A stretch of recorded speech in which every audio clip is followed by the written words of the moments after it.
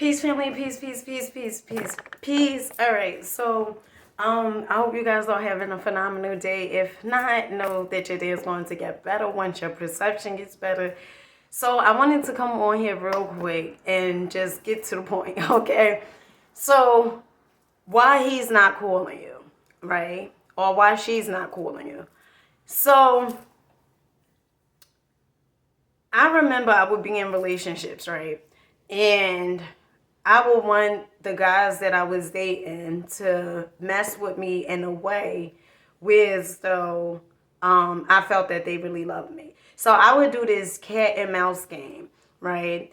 And I told you guys in previous videos that I would date guys that I felt that I could pretty much mold into the way I wanted them to be, right? So that didn't get me nowhere, right? Because it worked only for a certain amount of time, and it's almost like manipulation, like you manipulating a person, right? So if you playing cat and mouse or whatever, or if you go, like if the guy is not messing with you in a certain way and you go weeks, honey, I done did it all, okay? I would go weeks without talking to old boy that I would be so caught in a relationship with because I felt like he was playing games. So I would sort of punish him. So I would go like 2 weeks, cold contact, no contact, okay? I would do radio silence, okay? And all of this is a sort of form of manipulation if you're not working on yourself, right? Because soon as the guy come back into the picture, guess what?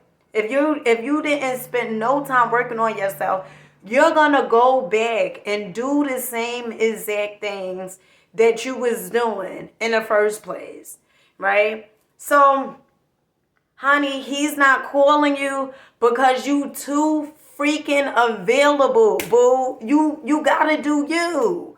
You have to do you, right? I mean, sometimes we feel as though we say, well, why he don't mess with me like that, or I don't know if he care for me the way I care for him, or I don't know if he like me the way I like him. I had a good friend who always used to give me the game, and I would go to him and he would tell me like so much stuff. He would be like, Dina, your self-esteem is so low. And I would be like, no, it's not. And he would be like, yes, it is. And at that time, I thought self-esteem meant you looking in the mirror and you saying, oh, I'm pretty, or oh, I'm beautiful. But self-esteem is way more than that. To me, in my own terms, okay, self-esteem is how you allow other people to treat you. If you know your worth, if you know what you had to offer, if you know that there's not a such thing as scarcity or lack in this here universe, you're not going to spend so much time trying to convince people to mess with you a certain way. You're not going to spend so much time to, or even put your life on hold because the one person that you thought ought to love you a certain way or to treat you a certain way, because they didn't do those things, you gonna sit around and wait until they do them? So what does that say about yourself? What does that say about your self-esteem? What does that say about you not fucking with you, right? Because if you know these things, you're not crying every night waiting for him to change or waiting for her to change. And I get it, honey, because I was there. But one of the things I know is the universe is always showing us. Life is always showing us exactly how we are messing with ourselves. how we are treating ourselves, if we are loving ourselves. My mother, she had this saying, she would say, 5 seconds of pleasure, right? 5 seconds of pleasure could be a lifetime of pain. Meaning that you enjoying the moments now and missing all the telltale signs, all the signs that he done showed you time and time again, how he done cheated on you, how he done got other women pregnant, how he done slept with your best friend, honey, like how he done did all these things, how he done been missing in action, and you just waiting for him to become the person that you feel as though he could be. You know what I start realizing? That people, you may see or be blind to what they do. And every time you are turning a naked eye, every time you are painting those red flags and you painting them to a different color, it doesn't mean that they're still not red flags, boo-boo. It means that they're there, but you just don't want to acknowledge it. You want to keep on living in a fantasy world, romanticizing about how he used to be or how she used to be, but not realizing how they are right now. Not understanding that this is exactly who they are. And I'm not saying people don't change, but is it really worth it to wait around to see if the person could change? And I feel as though, look, a lot of times what we tend to do is, it's like a puzzle piece, right? You have a princess puzzle or queen puzzle, whatever, honey, whatever it is, or goddess puzzle. And he has a god puzzle, right? Or a king puzzle, or prince puzzle, whatever, okay? And you missing pieces, right, from your puzzle. And he's missing pieces from his puzzle. But he want to take some of your goddess pieces and put it with his god puzzle pieces. And it won't work because they completely two different puzzles. And I think a lot of times we do that. Like, we cause so much pain on ourselves because we don't want to face our inner selves. We don't want to deal with our inner demons. And my thing is this. All right, sis, you already by yourself majority of the time, right? When he's not showing up, when he's missing in action, when he's out messing with different females, you don't court him several times. So you already been by yourself. When he done been taking vacations, okay, 2 weeks at a time, months at a time, and then just pop up whenever he feels like popping up. Or she just pop up whenever she feels like she could pop up. The reason they do it is because you allow it. The reason they feel that they could do whatever it is they want to do, because you tolerate it.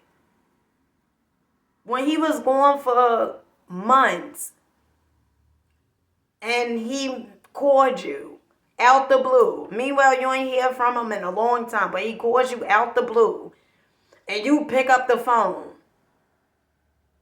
hoping and lucking and praying that he say the right things, that he act different, that he's a changed man. And then he comes over. You too accessible. It's too easy. And men are hunters. You know, so if you know when females ask me, right? Like, how do you know? Like, how do you know? You know, if the guy really like you. Cause men are hunters. Now I'm no man, honey. but men are hunters. They go after what they want. And if they like you like that, you will know. You will know. So why you keep on accepting the unacceptable? Why you keep on tolerating it? Why you keep allowing him to come into your life and do whatever it is that he wants to do to you? And you tell your friends, oh, I don't like when he treat me this way. But you can't always blame him. What was your part? See, this is what I knew, right? This is what I knew in my relationships, right? Even I'm not even in a relationship now, but this is what I know. If I keep on blaming my exes for why things didn't work out, how they cheated on me, how they abused me, my life won't change. Because you got to remember, energy grows where energy goes. So if I keep on saying, oh, well, they was the reason, that's why, you know, they was the reason. If I keep saying it, guess what? I'm taking away my power. I'm taking away my response. What did I do? What was my part in this? And if I could realize my part, if I could realize I had a low self-esteem, if I could realize that I wasn't fucking with Dina, it was days that I didn't even like Dina. It was days that I didn't even care about Dina. If I could realize that, and if I could understand that I'm not my belief systems, I'm not what I seen growing up, that does not have to continue to be my narrative. I could change. But only if I'm taking accountability for my actions. I can't control what somebody else may have done and what they didn't do. But I can control what the hell I do.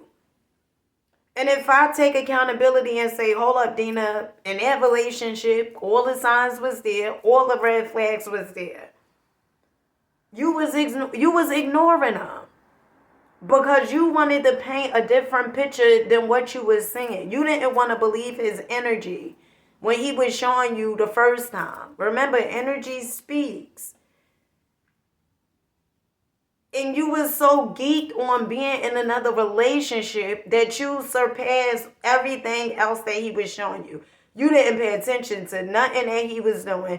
You just was like, I want to be in another relationship. Why? Because you don't want to be by yourself. Well, aren't you by yourself anyway, boo? aren't you by yourself when this dude leave for months on months on months? Don't you be by yourself? So what's the difference? So you gotta ask yourself, do you want to keep on going through it? And if you do, if you like it, then you keep on going through it and you keep on getting it. And this is your life. This is your evolution. But if it's somewhere within you that's like, I don't want this anymore. I don't deserve this. Then why you tolerate it? Why you keep on filling his cup up and not even filling yours up? You're trying to make sure someone else is good, but you don't even make sure yourself is good. They kind of round. But you don't make sure you are good. And every day you keep saying, I'm not going to tolerate this. I'm not going to go through this. But you keep on allowing it. Listen, okay, I was in this relationship, my last relationship. And I remember, right, it was so many signs. And I never actually caught my ex, like, cheating. But it was so many signs. I would go through the phone, check his messages, because it was, and I don't want to say I didn't trust him. I want to say I didn't trust the flags that my intuition was showing me. I didn't trust it. So I can't even say, oh, I didn't trust him. No, I didn't trust myself to believe exactly what I was saying. And I remember my ex went out, he went out with his friends. And when he came home, I went through his phone. And I seen that he was talking to his friend, one of his boys, and was asking his boy, I guess his boy met up with some chicks. And he was asking his boy, like, oh, I guess the friend, do she like chocolate? And I remember, like, I was so upset. And I kicked him out. And I was like, you gotta go. And I kicked him out. But then I let him come back in. And it got to the point I was in so much fear of him cheating and me finding out that I would reiterate myself. So much to the point. So it would go like this. He was about to go out, and I would be like, if I find something, you out. And it was so pathetic to the point. Not saying I'm pathetic, but it was so pathetic. Like, keep on having to say it over and over and over again. That he would already know what I was gonna say. And he would be like, yeah, I know. If you see something, I'm out. And I would go on. And I was in this relationship for 5 years. 5 years. And when I started doing work on myself, it was something that my soul knew, like the relationship was over. And sometimes it doesn't even have to be pertaining to cheating. Your soul knows when the relationship is done. It knows when it ran its course. And I knew, like, my inner child, right, due to the abandonment issues and, stuff that I went through, I would try to force it. Like, my ex would say, well, every time we would get to that mark where it's though, I'm like, I'm done with this. And it's like he would do just enough for us to stay in a relationship. But then once he felt like he did just enough, he would go back to slacking. And this went on for 5 years. And if you know you're not happy, because listen, if you waiting for somebody to make you happy, honey, that is a fantasy. Happiness is a choice. Happiness is the choice. You choose if you want to be happy. And if you going through life and you feel like you can't make yourself happy, how the hell could someone else make you happy? When you the one that's in this body all day, every day, and if you can't make yourself happy, and you hoping that he could make you happy or she could make you happy, to me, that's too much power to give somebody. Too much power. Because if they leave, then what? If they leave, then what? You go back to feeling the way you just was feeling before they arrived in your life. So I like to make myself happy. And some of the things that I do, I cook. Okay, I listen to music while I'm cooking. I read. So I go to this farm in New Jersey and just be out in nature. And these are some of the things that I like doing. I shop, I go, food shopping and stuff like that, learning about, always looking for ways to evolve, right? Always, always knowing that I could be better than what I was yesterday. Always knowing it. So listen, okay? You have to fill your own cup. And I know we done heard that so many times, but you have to take care of you first. Don't give someone all your power. And if you don't want to be with you, then nobody is going to want to be with you because you don't even like being with you. So don't worry about why he's not calling. Worry about taking care of you, because once you start taking care of yourself, you move different. It's a different type of energy once you start taking care of yourself. But as long as you are waiting around, did he call? Is he calling me yet? Like, that's desperate.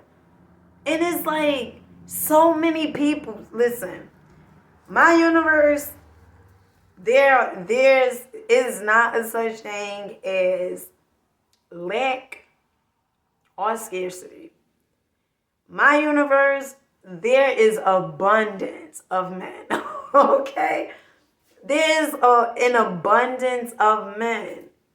So much. Everywhere I go, I see men. Okay? And that's how you have to feel. You got to understand that there's an abundance. You waiting for this one person to get it right when there's so many people that will love to be around you. So many people that would love to get to know you. So many people that would love just to be in your presence. Honey, now I know I said love to be around you in your presence, but I know. But it's so many people. But you waiting for him to get it right. Why? Why are you waiting for him to get it right?